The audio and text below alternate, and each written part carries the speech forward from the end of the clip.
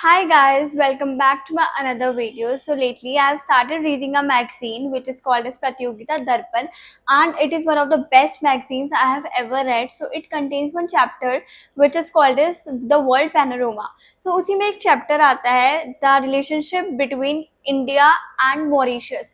I am very sure बहुत सारे लोगों ने मॉरिशस कंट्री का नाम सुना ही नहीं होगा because it is a very small country which comprises nearly 1.26 million people. तो इतनी सी ही उसकी पॉपुलेशन है and the fun fact is 70% of its population are the people who belong from the Indian origin, मतलब जिनके रूट्स इंडियन है. तो 70% वो लोग हैं जिनके ओरिजिन इंडिया से हुआ है. 19th सेंचुरी में when britishers were ruling India, at the same time they were ruling Mauritius to.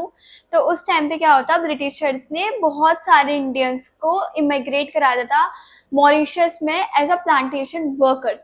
फिर Mauritius got it independence in the year 1968. सो लगभग 57 ईयर्स का रिलेशनशिप रहा है बिटवीन इंडिया एंड मॉरिशस का, and it is one of the great relationships. Mauritius even supported India's permanent membership of the UN Security Council. और जब Mauritius का independence मिला था तो ब्रिटिशर्स ने उसको शागोज आइलैंड नहीं दिया था.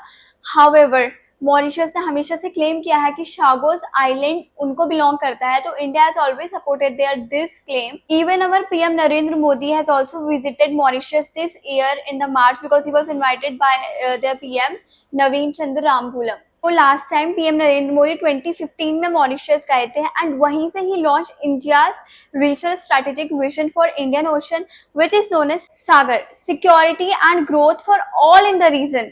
Mauritius have even played a key role in advancing India's policies and decision making. And these two countries have also signed 8 agreements. इन दोनों के बीच में 8 agreements signed हुए हैं. अब now let's discuss कि वो 8 agreements क्या हैं. So दोनों countries अपनी लोकल करेंसीज यूज करेंगे फॉर क्रॉस बॉर्डर ट्रांजैक्शन.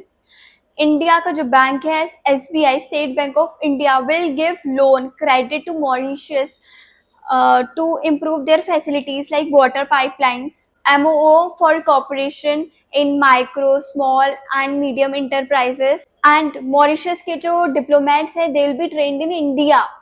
वहीं मॉरिशस के जो गवर्नमेंट ऑफिशियल्स हैं उनको भी इंडिया में ट्रेन किया जाएगा by India's national centre for good governance. The sixth one is agreement on sharing the wide shipping information between the navies of two countries. India will help Mauritius to study about its ocean continental shelf के बारे में study करने के लिए, उसकी area के बारे में स्टडी करने में हेल्प करेगी. दूसरी चीज, these two countries will help each other for fighting against money laundering, illegal crimes, जो भी चीजें चल रहे हैं. So basically these are the 8 agreement जो दो कंट्रीज के बीच में साइंड हुए हैं. एक और MOU है, it is not one of the 8 MOU which has been signed, but ऐसा डिसाइड हुआ है कि India will help Mauritius to build its parliament ताकि अच्छी तरीके से गवर्नेंस वहाँ चले, अच्छी तरीके से वहाँ डेमोक्रेटिक गवर्नमेंट काम करे. It is also known as the special gift for both the democracies. India has always helped Mauritius. India was the first country to respond to the disasters and crises like COVID pandemic and tsunamis in Mauritius.